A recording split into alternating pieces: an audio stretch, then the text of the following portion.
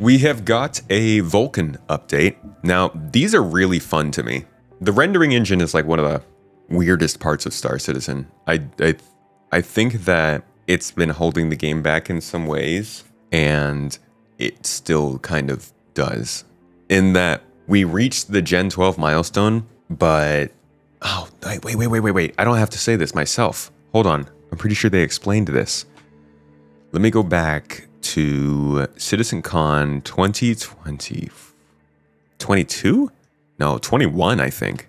We say this stuff a lot, that they've been doing things long term and they're just now finishing them up, but it's not a joke. There's a lot of things that they were talking about anywhere from 3 to 8 years ago that they're just now starting to finish. So here is 2021, what Ali Brown was saying about Vulkan progress and where it's headed in Gen 12. Off at the moment, and once that's done, our focus will shift to the remaining major systems, which are gas clouds, the render to texture system, and a few special cases for transparency. Yeah, Mrs. Tomato shares her recipes on the Discord now. After this, that's where we'll start seeing the public milestones, and the first of that will be 100% usage of Gen 12 and none of the hybrid approach. Okay, so this happened in...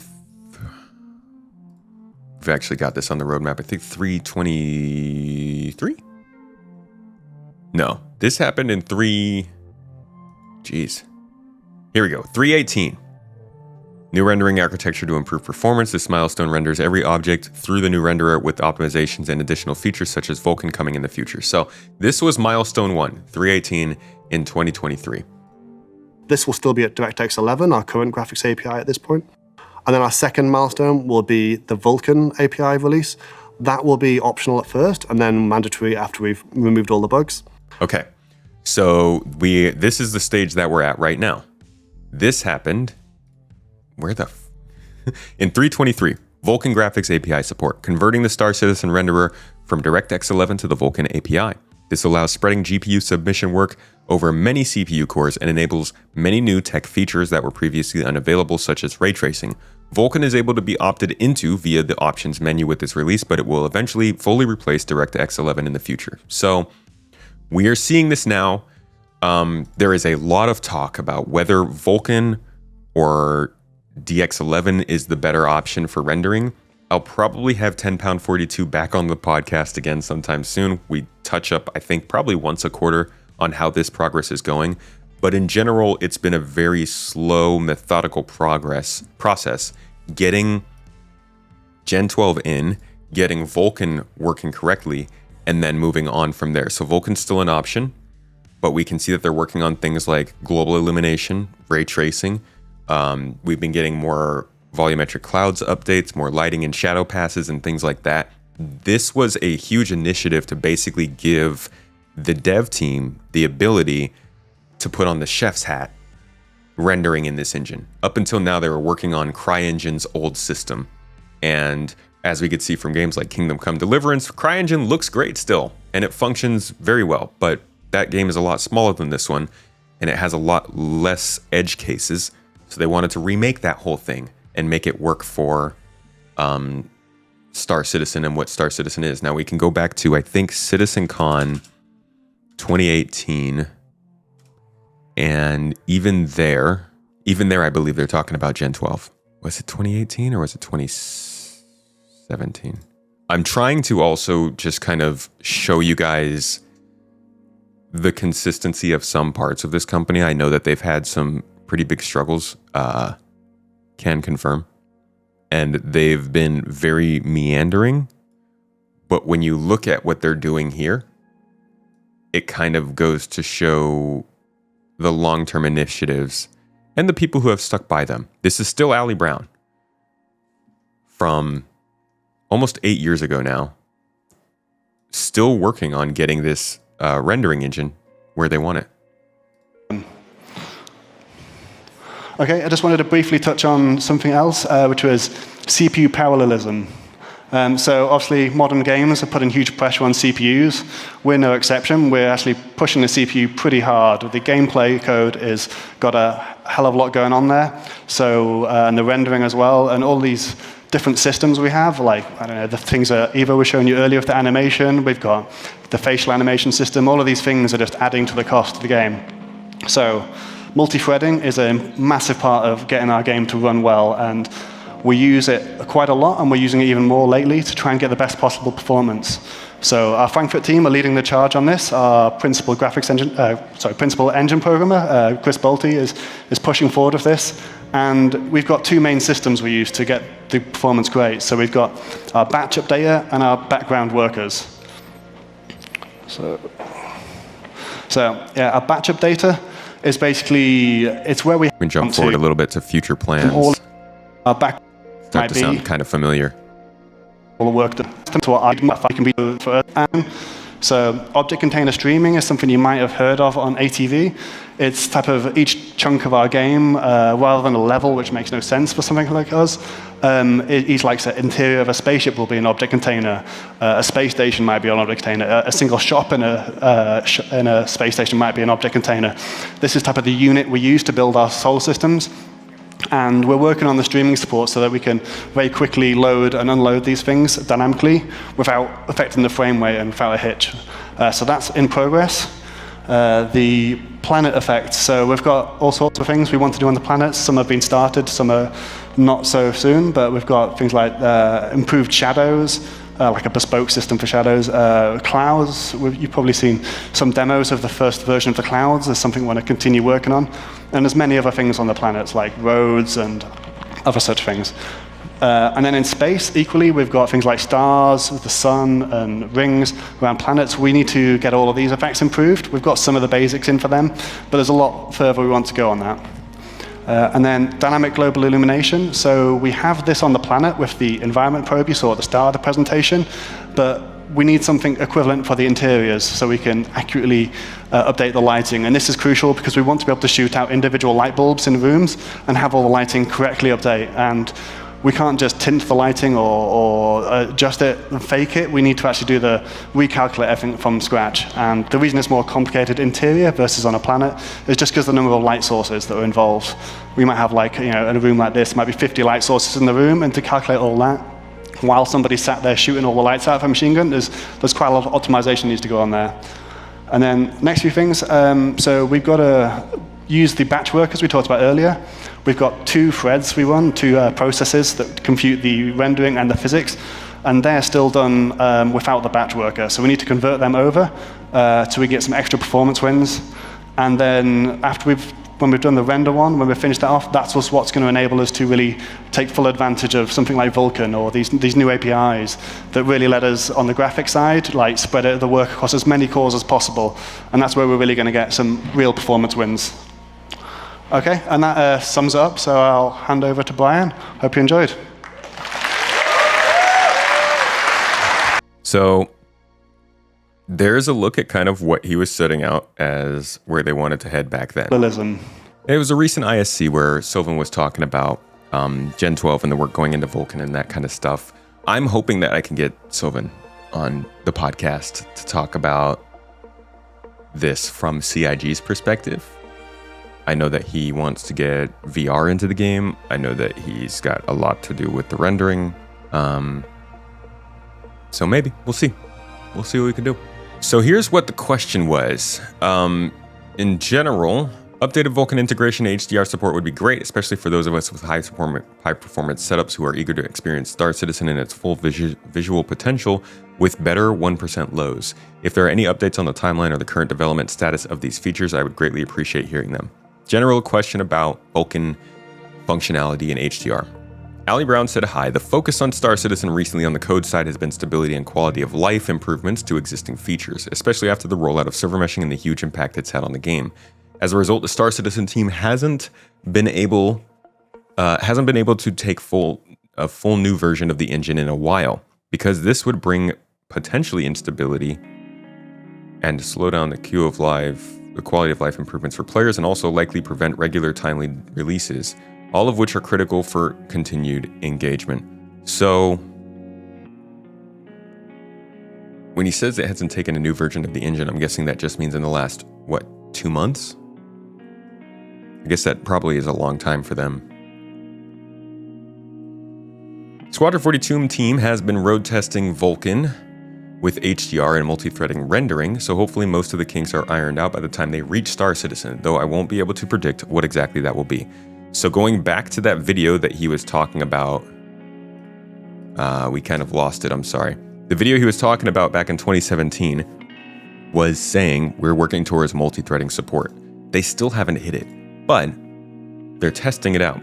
And the fact that Star Citizen has made the improvements it has in the last couple of years in terms of the frame rates, and they still aren't really using the multi-threading rendering is a good sign, but optimizations have to continue.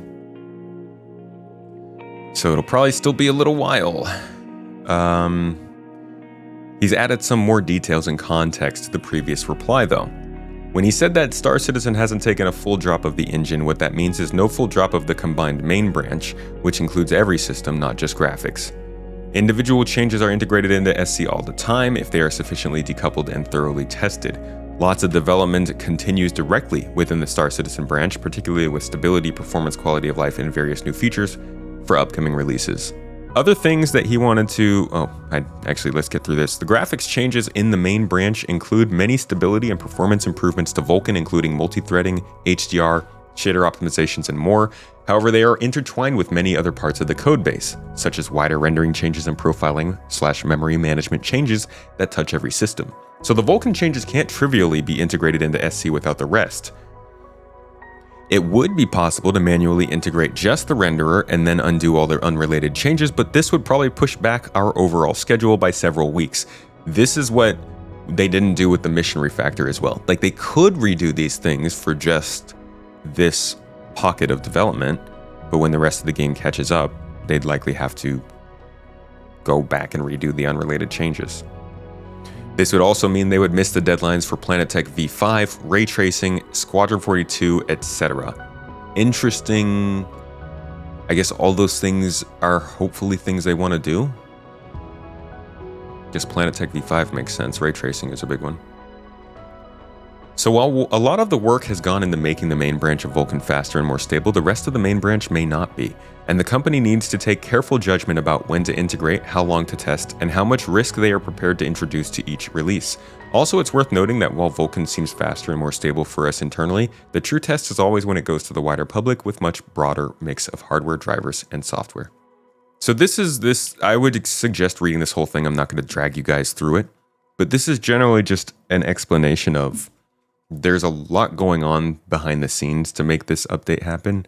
They can't just drop the rendering changes in and hope it works well. What is actively being worked on, though, has been listed out here. Ray tracing BVH.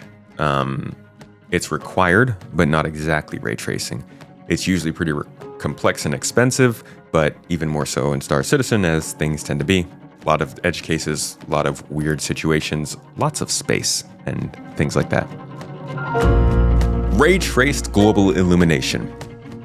Making good progress, has started to be actively used in Squadron 42, however there are still improvements required to several areas before it's ready for prime time. Ray-traced reflections. For the first version, these will use screen space colors for objects on screen and simplified material representations for objects off-screen.